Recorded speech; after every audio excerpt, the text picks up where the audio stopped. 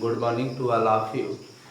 देखिए, फिजिक्स का chapter class 12 का मूविंग चार्ज एंड मैग्नेटिज्म के बारे में पढ़ाने चल रहा है। इसमें एक इम्पोर्टेंट हेडिंग है, एम्पियर सर्किटल लॉ के बारे में पढ़ना है। एम्पियर का परिपथीय नियम, जो आपके सामने हेडिंग दिखाई दे रहा, एम्पियर सर्किटल लॉ क्या है, एम्पियर का परिपथीय नियम क्या है।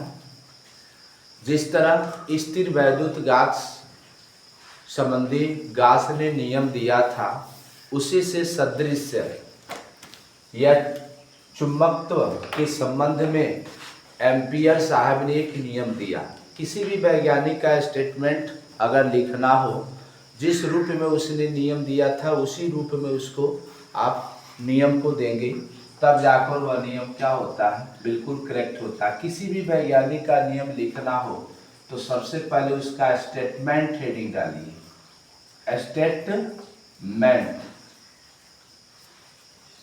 स्टेटमेंट माना होता है कथन। उसने जो बताया था एम्पियर का परिपथीय नियम, उसके अनुसार ये बताया था कि किसी भी बंद परिपथ की सीमा के अनुदिश, किसी भी बंद परिपथ के सीमा के अनुदिश अर्थात चुंबकीय क्षेत्र का रेखीय समाकलन, चुंबकीय क्षेत्र का रेखीय समाकलन उस परिपथ द्वारा घिरी हुई नेट आवेश का म्यू नॉट गुना होता है, म्यू नॉट गुना होता है।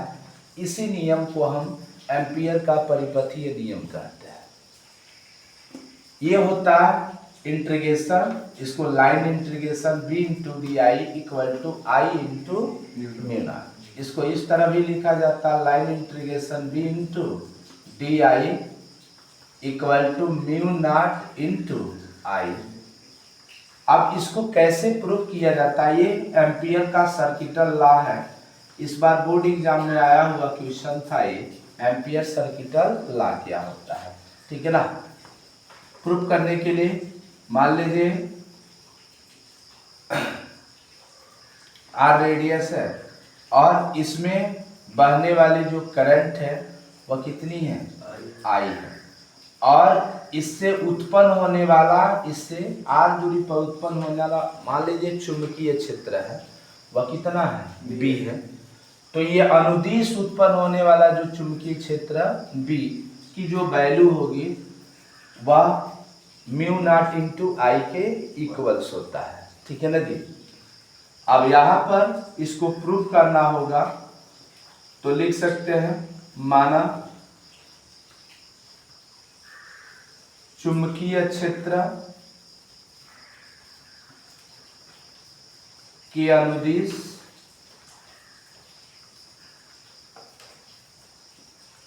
चुंबकीय क्षेत्र के अनुदिश उत्पन्न चुंबकीय क्षेत्र की तीव्रता, चुंबकीय क्षेत्र की तीव्रता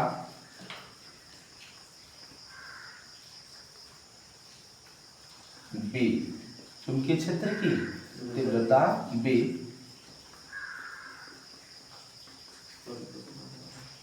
परिपथ द्वारा घिरी कुल धारा आई है, तो आई है तो इसको आप लिख सकते हैं line integration b into d I equal to एक सीधे चालक तार के लिए जो उत्पन्न होने वाला b की जो वैल्यू होगी इंटू b के स्थान पर आप लिखोगे म्यू नॉट बट्टा 2 pi into I upon are होता है। एक सीधे चालक तार में उत्पन्न होने वाला चुंबकीय क्षेत्र की तीव्रता का मान होगा डी आई इक्वल टू, इसको वैल्यू लिख सकते हैं डीएल कॉस 0 डिग्री, क्योंकि अनुदिश उत्पन्न हो रहा है तो डीएल का डी आई cos 0 लिखेंगे। इसको अलग अलग आप वैल्यू लिख सकते हैं। यहाँ पर ये होगा म्यू नॉट बट्टा 2 pi into I upon R हो जाएगा। I upon R integration line integration d I equal to लिख सकते हैं। यहाँ पर टोटल आप 2 पाई आर लिख सकते हैं। यहाँ पर डी आई ना लिखिएगा, इसको डी एल लिखिएगा, ठीक है ना। क्या होता है, डी एल की जो वैल्यू होगी वह आई के ही रूप में लिखा जाएगा, ठीक है ना। तो यहाँ पर आप लिख सकते हो d l equal to line integration b into d l equal to हो जाएगा म्यू नॉट बट्टा 2 pi into I upon R into d l की वैल्यू 2 पाई आर हो जाएगा। 2 पाई आर से 2 pi R cancel, mu not into I होगा integration b into d I d l. ये formula हो जाएगा एम्पियर का सर्किटल लॉ, ठीक है ना जी। तो ये होता है, इसको प्रूफ करने के लिए एम्पियर का परिपथी नियम के बारे में आपसे पूछा जाए तो इस तरह का क्वेश्चन देंगे, ठीक है ना। यहाँ पर इसका एप्लीकेशन कहाँ कहाँ करते हैं, आइए application of ampere circuital law पढ़ना है। Application of ampere circuital law.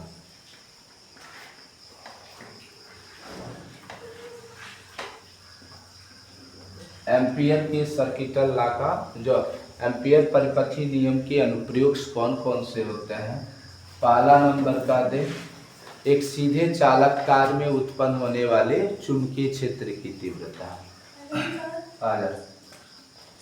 सीधे चालक तार में उत्पन्न चुंबकीय क्षेत्र की तीव्रता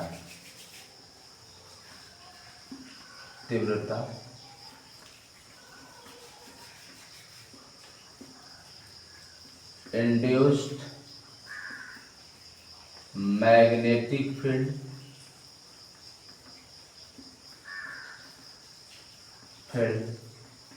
इन स्टेट कंडक्टर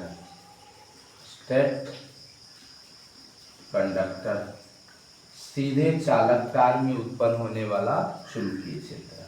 मान लीजिए कोई सीधा चालक तार है, इसमें आई एम्पियर की धारा प्रवाहित करने पर आर दूरी पर उत्पन्न होने वाला चुंबकीय क्षेत्र की तीव्रता की गणना करना हो तो कैसे हम इसको क्या करेंगे, गणना करेंगे, ठीक है ना। यहाँ पर सबसे पहले इसमें आप बाय लिखेंगे एम्पियर्स सर्किटल लॉ। एम्पियर के परिपथीय नियम के अनुसार आपने क्या पढ़ा है, line integration b into d l equal to क्या लिखोगे, म्यू नॉट इंटू आई होता है। और बी इंटू डी एल के स्थान पर आप वैल्यू क्या कर सकते हैं, पुट कर सकते हैं। तो बी इंटू डी एल के स्थान पर आप इतना बराबर हम इसको b into line integration d l लिख सकते हैं बराबर म्यू नॉट इंटू आई। इतना बराबर आपने फार्मूला पढ़ा है 2 पाई आर होता है, 2 पाई आर, क्योंकि इसमें कोई भी अगर स्ट्रेट लाइन में उत्पन्न होने वाले जो मैग्नेटिक फील्ड होती है उसका शेप कैसा होता है, सर्कुलर शेप होता है। किसके अनुसार, मैक्सवेल स्क्रू लॉ के अनुसार, ठीक है ना। हाँ, इसके अनुसार म्यू नॉट इंटू आई हो जाएगा, बी इक्वल टू लिख सकते हैं, ये इधर आएगा तो म्यू नॉट बट्टा 2 पाई और आई अपन आर। ये इसका एप्लीकेशन है, ठीक है ना।